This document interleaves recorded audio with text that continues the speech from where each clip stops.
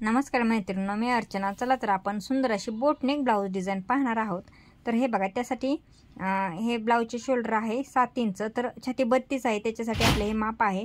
गडी आहे 9.5, उंची आहे 14 इंच आणि आपण गळा घेतलेला आहे 4 इंच. तर आता आपण वरच्या बाजूला एक 4 इंच टिक करायचा आणि आडवे पण 4 इंच आणि त्याचा बॉक्स आखून घ्यायचा.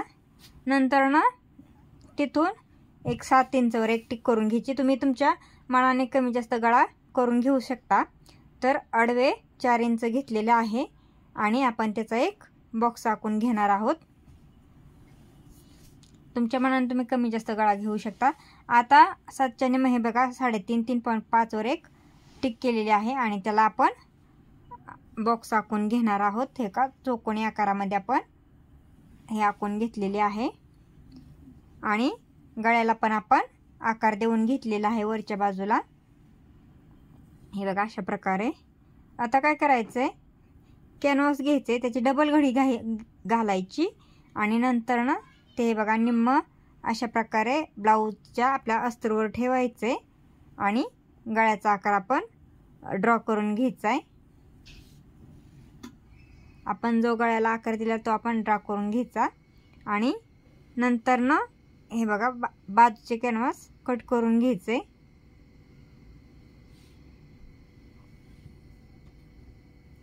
आता कॅनव्हास पलटी करून आपण दुसऱ्या बाजूला तशाच प्रकारे गळा ड्रॉ करून घ्यायचा आहे. आता काय करायचं, अस्तरवर ते कॅनव्हास ठेवून द्यायचं आणि आपण हे बघा गळ्याला शिलाई घालून घ्यायची. हे बघा चारी बाजूने आपण जसा आपण गळ्याचा आकार दिलेला आहे तिथे आपण हे बघा अशा प्रकारे शिलाई देऊन घ्यायची.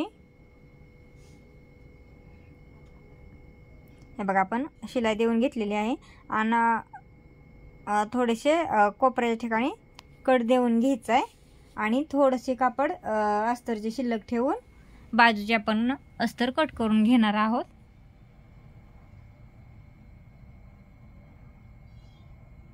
आपण अस्तरचं पण कट द्यायचं आहे कोपऱ्याच्या ठिकाणी.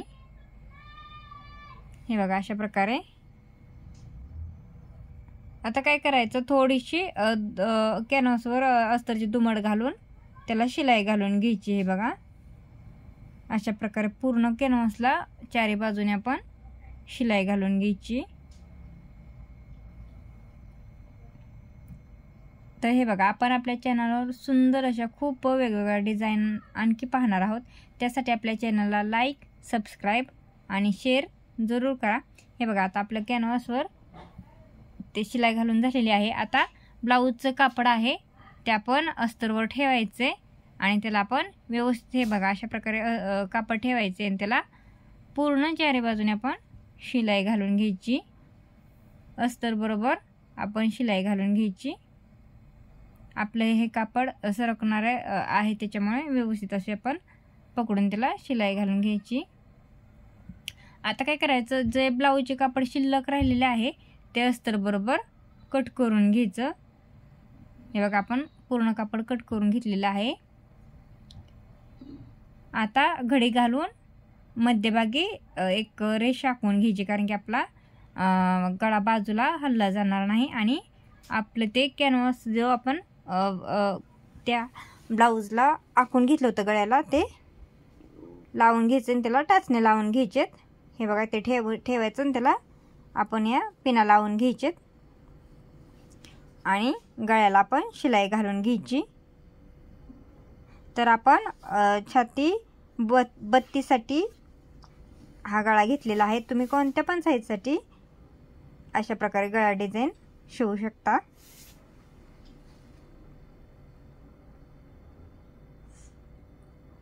तर हे बघा आपण अशा प्रकारे व्यवस्थित अशी शिलाई घालून घ्यायची. आता आपण पिना काढून घ्यायच्या आणि गळा कट करून घ्यायचा. हे बघा अशा प्रकारे गळा कट करून घ्यायचा.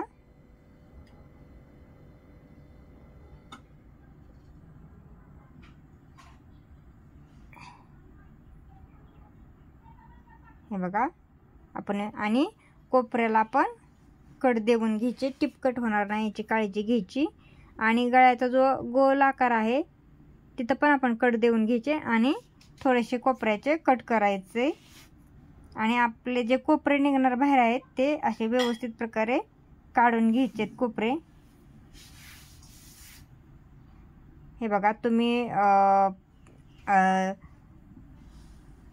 एका रिपीलच्या सहाय्याने किंवा जर टोकाचं काय असेल तर तुम्ही त्याच्या सहाय्याने याला कोपरे काढून घेऊ शकता. हे बघा आपले कोपरे काढून घेतलेले आहेत आपण. आता आपण याला शिलाई घालून घ्यायची गळ्याला. हे बघा व्यवस्थित अशी आपण शिलाई घालून घ्यायची, बरोबर पूर्ण आपण गळ्याला शिलाई व्यवस्थित अशी घालून घ्यायची.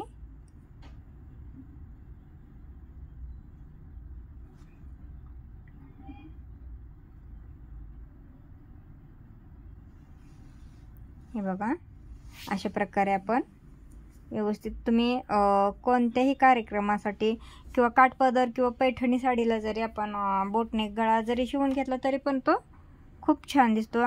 किंवा रेग्युलर जरी ब्लाऊज डिझाईन तुम्हाला पाहिजे असली तरी पण आपली ही डिझाईन खूप छान दिसते. हे बघा आपण अशा प्रकारे याला शिलाई घालून घ्यायची. आता काय करायचं, आणखी एक त्याच्याच बाजूने थोडेसे अंतर ठेवून एक त्याच प्रकारे आपण त्याला शिलाई घालून घ्यायची, कारण की फिनिशिंगला गळा अगदी व्यवस्थित असा येतो. हे बघा आपण शिलाई घालून घेतली. आता पाटीला आपण पट्टी जोडणार आहोत, त्यासाठी 1-1.5 इंचाची पट्टी घेतलेली आहे, त्याला थोडीशी दुमड घातलेली आहे आणि ती जोडून घेतलेली आहे. आता त्याला एक दाबटीप देऊन घ्यायची आणि दाबटीप दिल्यानंतर दुमड घालून त्याला एक शिलाई घालून घ्यायची. हे बघा आपली पाटीची पट्टी जोडून झालेली आहे. आता एक कापड घ्यायचं ब्लाऊज पीसचं आणि तिरपी पट्टी 1 इंचाची काढून घ्यायची, छोटीशी पाहिजे आपल्याला. आणि त्याला हे बघा त्याला दुमड घालून त्याला त्याच्या कडेने शिलाई घालून घ्यायची, कारण की आपल्याला याची एक छोटीशी नॉड करायची आहे. हे बघा आपण याला शिलाई घालून घेतलेली आहे. आता सुईमध्ये दोरा घेतलेला आहे आणि हे बघा अशा प्रकारे त्याला धागा घ्यायचा आहे आणि ती सुई त्यात घालून ते सरळ करून घ्यायचे नॉड. हे बघा आपण सुई उलटी घातलेली आहे त्याच्यात आणि हे सरळ खालच्या बाजूला ओढून ते सरळ करून घ्यायचे. हे बघा आपली ही सरळ करून घेतलेली नॉड आहे. हे बघा आता काय करायचं, ते ब्लाऊजच्या एका कोपऱ्याला जोडून घ्यायचे. हे बघा अशा प्रकारे एका कोपऱ्याला आपण ते व्यवस्थित असं जोडून घ्यायचे आणि राहिलेली आपली नॉड कट करायची. आता काय करायचं, हे बघा मी 2 तुकडे घेतलेले आहेत, आपल्याला एक बटन बनवायचे. तुमचं जर हे पातळ कापड असल्यामुळे मी डबल कापड घेतलेलं आहे, सिंगल घेतलं तरी पण चालेल.